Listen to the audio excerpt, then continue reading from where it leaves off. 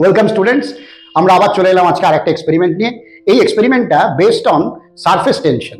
এই সারফেস টেনশনটা তোমরা ক্লাস 10-এ যেমন পড়বে তেমনি ক্লাস 11-এও এটা তোমাদের পড়তে হবে। চলো আমরা এক্সপেরিমেন্টটা একবার দেখে নিই।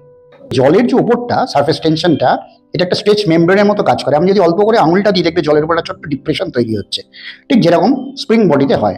এবং আমি যখন এই ব্লেডটাকে আলতো করে রাখবো জলের উপর, দেখো রাখছি, জলটার উপরে ব্লেডটা যে ভেসে থাকবে সেটা হচ্ছে ডিউ টু সারফেস টেনশন। দেখো ব্লেডটা ভেসে আছে, এই যে ভেসে আছে এটা due to surface tension. Surface টেনশনটা স্ট্রেচ মেমব্রেনের মতো কাজ করছে এবং ব্লেডটা ভেসে আছে। এবার আমি যেই এটাতে একটু সোপ সলিউশন দিয়ে দেবো, সঙ্গে সঙ্গে দুদিকের সারফেস টেনশন ডিফারেন্স হয়ে যাবে এবং বডিতে মোশন চলে আসবে। দেখো আমি সোপ সলিউশনটা দিচ্ছি, এই দেখো, দিলেই দেখলে ব্লেডটা ডিফ্লেক্ট করে গেল। এখন এই ডিফ্লেক্ট করে গেল কেন? কারণ যেদিকে সোপটা দিলাম সেদিকে সারফেস টেনশনটা ডিফারেন্ট হয়ে গেল, একটা নেট ফোর্স হলো এবং ব্লেডটা একদিকে সরে গেল। তোমরা এক্সপেরিমেন্টটা দেখলে।